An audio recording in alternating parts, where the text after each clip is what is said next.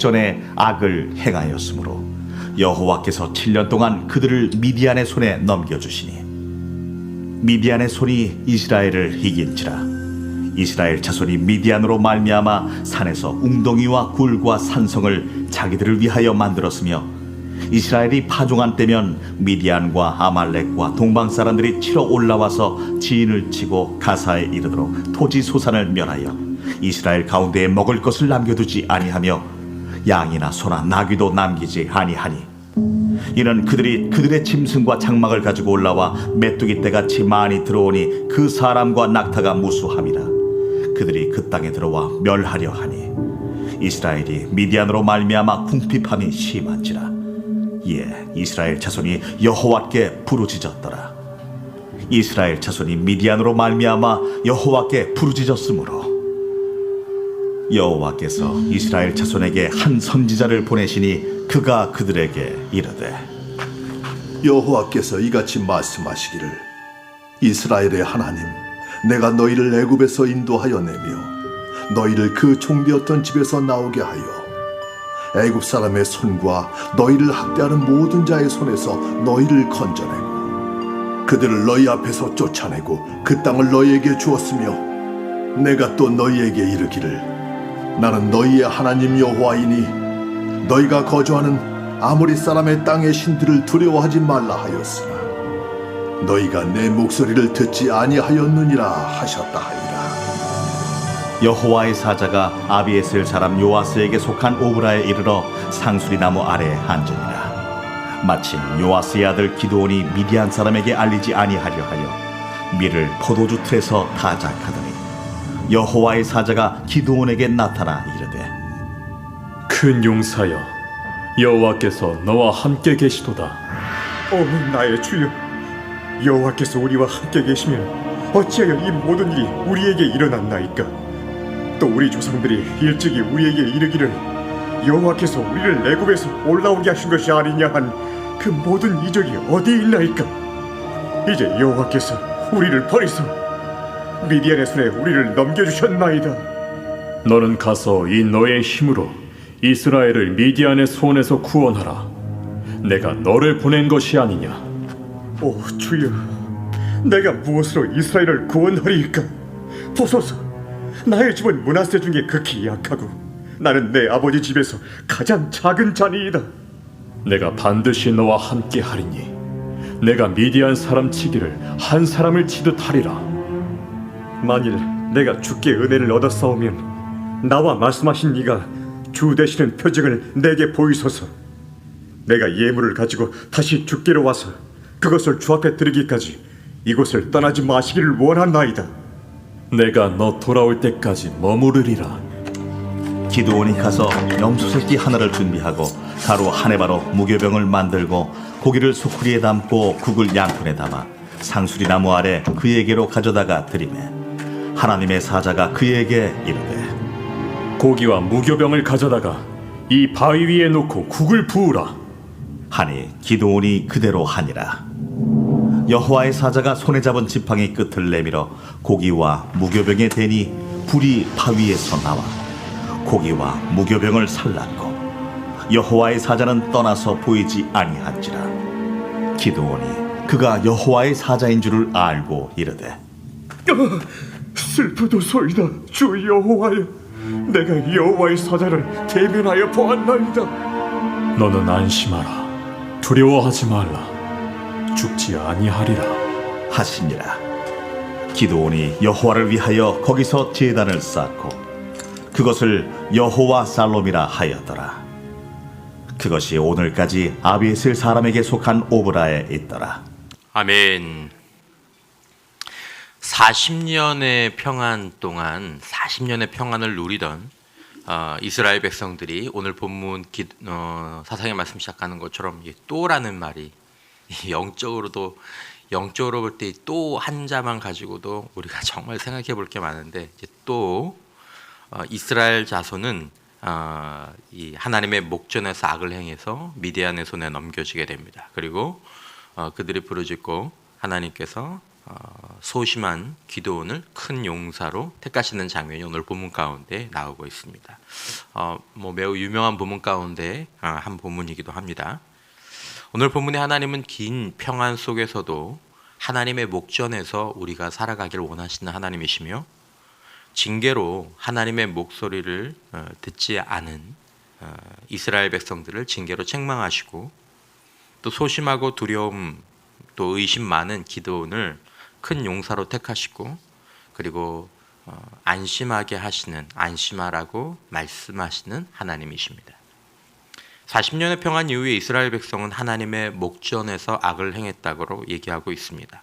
1절에 보면 이스라엘 자손이 또 여호와의 목전에 악을 행하였으므로 여호와께서 7년 동안 그들을 미디안의 손에 넘겨주시니, 또라는 말은 오늘은 다 살펴볼 수는 없겠고, 오늘 본문 가운데 특별히 그리고 성경에 자주 나오는 표현 가운데 하나가 이것입니다. 여호와의 목전에 악을 행하였다. 이 목전이라는 건 눈앞이라는 말씀이죠. 하나님이 이렇게 보고 계신데, 하나님이 보고 계시는 그 앞에서 악을 행하는 것입니다. 성경은 우리들에게 끊임없이 우리가 하나님의 목전에서 살아간다라는 사실을 우리가 평안할 때 기억해야 한다라고 얘기하는 거죠. 그러니까 평안 때문에 육체적인 쾌락, 누림 이런 것들 때문에 내가 지금 하나님 앞에서 살아간다라는, 하나님이 지금 내 앞에 계신다라는 이 의식을, 우리가 흔히 얘기하는 코람데오, 하나님 앞에서 라는 이 의식을 잃어버리는 순간 이제 영적인 밸런스가 깨지는 것이죠. 그리스도인에게 가장 중요한 것은 영적으로 하나님의 임재 앞에서 살아가고 있는 이 깨어있는 영성입니다.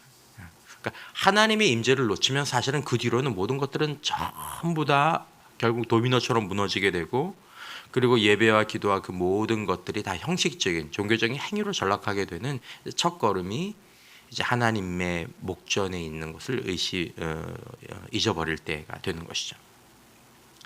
우리가 하나님의 목전에서 살아간다. 이것은 하나님의 백성과 자녀의 삶은 그저 선하게 사는 삶을, 이스라엘 백성들이 선하게 사는 삶을 포기했기 때문에 그런 것이구나, 그것이 아니라 하나님의 목전이라는 이 영적인 자리에서 떠났기 때문인 것이죠. 하나님의 목전에 살아간다는 것을 기억하고 하나님을 믿음의 눈으로 먼저 바라보고 믿음으로 경배하면서 살아갈 때 우리는 오늘도 보이지 않는 하나님의 임재 안에서 살아갈 수 있는 줄 믿습니다. 이 새벽 기도를 쭉 이어가시는 가장 중요한 목적 가운데 하나가 이 하나님의 임재 앞에서 머물다가 돌아가는 것이 이 아침 기도, 아침 예배의 가장 중요한 특징인 것이죠. 그래서 우리가 이 아침만이라도, 하루를 시작하는 첫 시간만이라도 하나님의 임재 앞에서 믿음으로 머물다 가면 그 성도에게 그 이후에 하나님께서 하실 것들이 많이 있는 것입니다. 말씀하시고 깨닫게 하시고 지켜주시고 거기서 모든 힘이 나오게 되는 것이죠. 악을 행하려고 노력하지 않는 것은 잠깐 우리를 지킬 수 있습니다. 이제 하나님 나에게 이렇게 큰 은혜를 주셨으니까 내가 하나님 앞에서 똑바로 살아야 되겠다, 하나님에서 뭔가 잘 살아야 되겠다, 그 결심은 아주 잠깐만 유지될 수 있을 뿐이다라는 것입니다. 긴 시간이 지나고 나면 우리의 의지는 연약해지고 타협하기 시작하게 되는 것입니다. 이 유일한 길은 하나님의 목전에서 믿음으로 하나님과 기도 가운데에서 교제하고 그 예배로 하나님의 임재 앞에서 머무는 것밖에는 우리의 영혼과 우리의 마음과 우리의 삶을 지킬 수 있는 방법은 거의 없다고 보셔야 되는 것입니다. 하지만 우리가 하나님의 목전 앞에서 살아갈 때 우리는 하나님의 목전에서 악이 아니라 부족하지만 선한 삶을 살 수 있는 것이죠. 자, 이스라엘 백성들의 반응은 무엇이었습니까? 6절 이하에 보면 이스라엘이 미디안으로 말미암아 궁핍함이 심한지라 이에 이스라엘 자손이 여호와께 부르짖었더라. 이스라엘 자손이 미디안으로 말미암아 여호와께 부르짖었으므로 여호와께서 이스라엘 자손에게 한 선지자를 보내시니. 사사기에 나오는 영적 사사 시대에 나오는 중요한 패턴 가운데 하나입니다. 이스라엘 백성들이 어떤 이유에서든지 부르짖을 때 하나님이 들으십니다. 하나님 참, 여러분 그 전에 그 사람이 어떤 행동을 했든지 간에 하나님은 정말 저 사람 뻔뻔하지도 않나? 정말 나는 뻔뻔하지도 않나? 그런 사람인데도 하나님께서는 부르짖는 기도에 응답하시는 하나님임을 믿으시기를 주님의 이름으로 축원합니다. 이 응답하신다라는 말은 들으신다라는 것입니다. 먼저 하나님은 기도에 들으신다. 하나님은 내 기도를 들으시는 하나님. 악한 자의 기도조차도 들으시는 하나님이죠. 진심으로 하나님 앞에 기도하면 그 사람이 나중에 분명히 이거 나중에 딴소리 할 거고 분명히 또 그럴 것임에도 불구하고 하나님이 그 진실한 그 기도의 순간 늘 하나님 들으신다라는 것입니다. 그 부르짖음으로부터 하나님의 일하심이 시작하는 것이죠. 기도부터 시작하는 것입니다. 그리고 하나님은 반응하십니다. 자, 여러분 중요한 것은 하나님의 이 반응이 이 응답이 무엇으로부터 시작되느냐 하면 하나님의 반응은 이 부르짖음에 대해서 선지자를 보내주시는 것으로 시작하십니다. 선지자는 무엇입니까? 신기한 일을 하고 예언을 하는 것이 선지자가 아니라 하나님의 반응, 이 선지자를 보낸다라는 것은 말씀을 주시는 것입니다. 문제가 해결되고 응답되기 전에 가장 먼저 임하는 것은 말씀이 임하는 것입니다. 말씀이 들리는 것입니다. 말씀이 없는 응답은 이건 진정한 응답이 아닙니다. 내가 기도했더니 그 다음에 일들이 이렇게 이루어졌어. 그건 좀 조심스러운 부분입니다. 응답은 하나의 그것은 사실 하나님께서 일하시는 중요한 것이 아닙니다. 그것은 그냥 이어오시는 것이고 말씀을 통해서 하나님과의 교제가 회복되고 하나님의 뜻을 다시 한번 깨닫고 하시는 것이 이 응답에서 중요한 것이죠. 그러니까 문제 해결 이전에 하나님과의 관계의 회복이 일어나야 하는 것입니다. 근데 그것은 어떻게 회복이 됩니까? 말씀이 들려지는 것입니다. 그 전까지는 들리지 않았던 말씀, 듣지 않았던 하나님의 말씀이 들려지는 것입니다.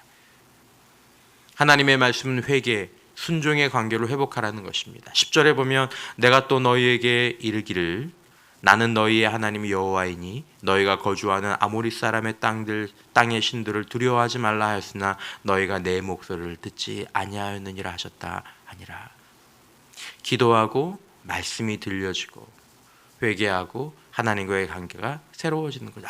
내가 이렇게 하나님의 말씀을 통해서 이게 들려진 말씀을 통해서 내가 그동안 잘못 살았구나. 내가 그동안 이것을 놓쳤구나. 내가 하나님과 이 관계가 이렇게 잘못되었구나. 이것이 들려지기 시작할 때 이제 응답의 역사들이 일어나기 시작하는 것이다라는 것입니다. 그러니까 이 말씀을 구해야 되는 것이죠. 광야에서도 마찬가지죠. 광야에서도 어려운 가운데서 하나님 앞에 기도했을 때 그 다음에 나타나는 것이 무엇입니까? 말씀입니다. 그리고 그 말씀에 대해서 순종하는 것이 이제 우리의 기도의 응답의 이 과정이 되는 것입니다. 그러니까 말씀이 계속 들린다. 이건 아직 영이 살아있다라는 것이죠. 하나님의 말씀이 계속 들린다. 근데 말씀이 들리지 않고 깨닫는 것이 없다. 그냥 내 안에 완악함만 있다. 그 이제 그 영적으로 위험한 거죠. 말씀이 안 들리는 건 이제 내려가기 시작하는 것입니다. 어디까지 내려갈지 모릅니다.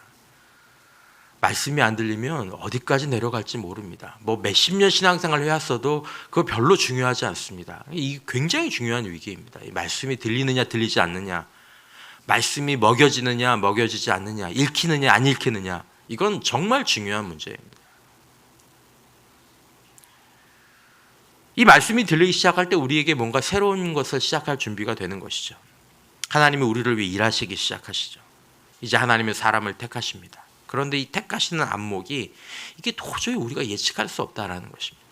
11절에 보면 여호와의 사자가 아비에셀 사람 요아스에게 속한 오브라에 이르러 상수리 나무 아래에 앉으니라. 마침 요아스의 아들 기드온이 미디안 사람에게 알리지 아니하려 하여 밀을 포도주 틀에서 타작하더니. 딱 한 사람을 택하여야 되는데 기드온을 택하십니다. 아주 평범한 사람입니다. 그 당시 극히 이스라엘 가운데서 특별할 것이 없는 아주 평범한 사람입니다. 몰래 숨어서 밀을 타작하던 중에 나타나십니다. 밀을 타작하려면 타작마당에 널 펴놓고 아마 그땐 도리깨질을 했겠죠. 그렇게 해야 되는데 포도주 이렇게 밟는 틀이거든요. 거기 사람들 몰래 밀을 타작하는 거 이거 들키면 또 득달같이 달려가지고 뺏어가니까 어디 없나 조심스럽게 막 이렇게 타작하고 있는데 나타나는 거죠. 겸손하다고 하기에는 자존감이 낮고 상처마저 있어 보이는 사람. 이 사람을 굳이 딱 한 사람을 택해야 되는데 굳이 이 사람을 택하시는 것이죠. 더구나 그래서 그 기드온에게 말도 안 되는 말씀을 하시죠.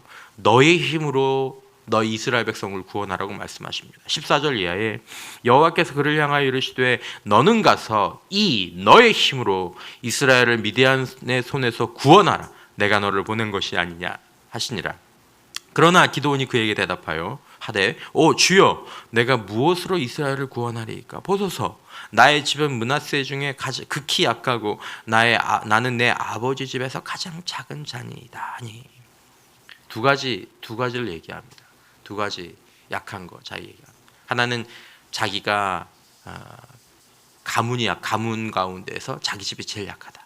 나는 가장 약한 집 가운데에서 가장 작은 자다. 그러니까 자신에 대한 의심으로 가득 찬 사람입니다. 자신감 하나도 없는 사람이죠. 이 겸손이라고 얘기하기에는 물론 하나님께서 영광을 받으시기 위해서 이런 사람들을 택하신다라고 말씀할 수 있겠지만 그건 조금 다른 문제입니다. 본문을 잘 들여다보면 이 하나님이 일하심에서 사람을 쓰실 때 조금 다른 문제입니다.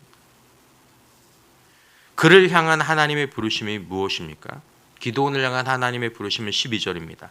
여호와의 사자가 기드온에게 나타나 이르되 큰 용사여 여호와께서 너와 함께 계시도다. 여러분 누가 큰 용사입니까? 겸손한 사람이 큰 용사입니까? 재능이 많고 담대한 사람이 큰 용사입니까? 가장 위대한 가문의 가장 마지가 큰 용사입니까? 여러분 가장 큰 용사는 하나님이 함께 계시는 사람인 줄 믿습니다. 중요한 주제입니다. 그러면 가장 작은 자는 누구입니까? 하나님이 떠나신 사람입니다. 돈 많은 사람, 건강한 사람, 어제도 말씀드린 거 철병 거 아무것도 아닙니다. 가장 큰 용사는 하나님이 함께 계시는 사람이다. 이 기드온 사건에 있어서 가장 중요한 주제 가운데 하나, 성경 전체에서 가장 중요한 것이죠. 믿음은 무엇입니까? 믿음은 하나님의 함께 하심으로 인해서 용기를 내고, 그리고 믿음이라는 것은 하나님의 떠나심을 두려워하는 게 믿음입니다. 믿음은 우리 행동에 있어서 우리 자신과 우리 가문과 우리 경험, 우리 환경이 아니라 믿음은 하나님의 영향을 받는 것이 믿음이다라는 것입니다. 믿음이 있다 없다, 담대하게 행하는 걸 보면서 너 믿음이 있다. 아닙니다. 우리의 행동과 태도와 반응이 아니라 믿음이 있다 없다는 그 사람이 하나님의 영향을 얼마나 많이 받느냐라는 것입니다. 이것이 이제 믿음의 유무인 거죠. 여러분 우리는 큰 용사입니까? 임마누엘, 하나님의 함께 하심을 붙잡을 때 우리는 큰 용사로 살아갈 수 있는 줄 믿습니다. 우리에게 큰 용사로 살아가라고 말씀하고 계시는 것이죠. 임마누엘 하나님이 14절에 여호와께서 그를 향하여 이르시되 너는 가서 이 너의 힘으로 이스라엘을 미디안의 손에서 구원하라. 내가 너를 보낸 것이 아니냐. 16절에 여호와께서 그에게 이르시되 내가 반드시 너와 함께 하리니 내가 미디안 사람 치기를 한 사람을 치듯 하리라 하시니라. 기드온은 여전히 믿음이 아니라 두려움 가운데 있었습니다. 이 큰 용사로 만들어 가시는 과정, 큰 용사는 하나님이 나를 보내신 것을 알고 하나님이 나와 함께 하시는 것을 믿고 순종하는 자가 큰 용사입니다. 하나님 나를 보내시고 하나님 나와 함께 하시고 그러므로 순종하는 자, 가장 큰 용사는 하나님이신 줄 믿습니다. 가장 큰 용사는 하나님이시다. 이 용기와 싸움의 군원을 자신이 아니라 하나님께 둠으로 우리가 큰 용사로 살아갈 수 있다는 것을 하나님께서 영적 사사시대에 말씀하고 계시는 것입니다. 기드온이 말한 것처럼 하나님의 이적이 없어 보이는 시기였습니다. 그 당시는 하나님의 이적이 없는 시대였습니다. 요즘도 하나님의 이적이 희미한 시대죠. 그러나 평범하고 소심하고 열등감과 의심으로 가득 찬 인생을 큰 용사로 살아가게 하시는 하나님은 여전하셨고 지금도 여전하신 것입니다. 22절 이하에 기드온이 그가 여호와의 사자인 줄 알고 이르되 슬프도소이다 여호와여 내가 여호와의 사자를 대면하여 보았나이다 하니 여호와께서 그에게 이르시되 너는 안심하라 두려워하지 말라 죽지 아니하리라 하시니라. 기드온이 여호와를 위하여 거기서 제단을 쌓고 그것을 여호와 살롬이라 하였더라.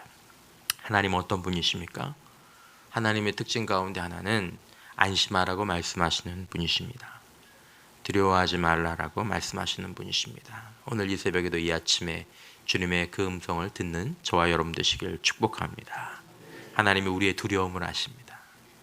기도원의 두려움을 아십니다. 불안과 자신에 대한 의심도 아십니다. 그러나 하나님은 안심하라고 말씀하시는 여호와 샬롬의 하나님이십니다. 하나님 앞에 머물면서 제단을 쌓은 것처럼 하나님을 진리와 말씀 속에서 기억하고 예배하시고 그분의 임재 앞에 머물 때 하나님은 우리에게 안심하라고 오늘 이 아침에도 말씀하여 주실 줄 믿습니다.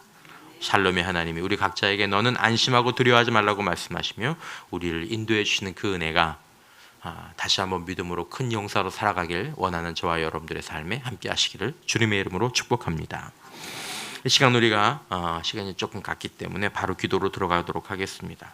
정말로 저와 여러분들이 하나님의 목전에서 살아가고 있는지 여기 계신 하나님의 임재를 좀 기억하기를 바라고 포도주 틀에서 밀을 타작하는 우리의 두려움을 아시는 하나님, 큰 용사 되신 하나님을 바라보며 우리의 두려움과 의심을 가지고 여호와 샬롬 하나님 앞에 예배와 기도로 나갈 수 있기를 원합니다. 또한 신체적인 질병으로 수고하시는 우리 믿음의 식구들을 위해서도 기도해 주시고 또 본당 건축을 위해서도 오늘 하루의 일정을 위해서도 여러분 기도해 주시면 고맙겠습니다. 우리 주님을 세 번 부르고 함께 기도하겠습니다. 주여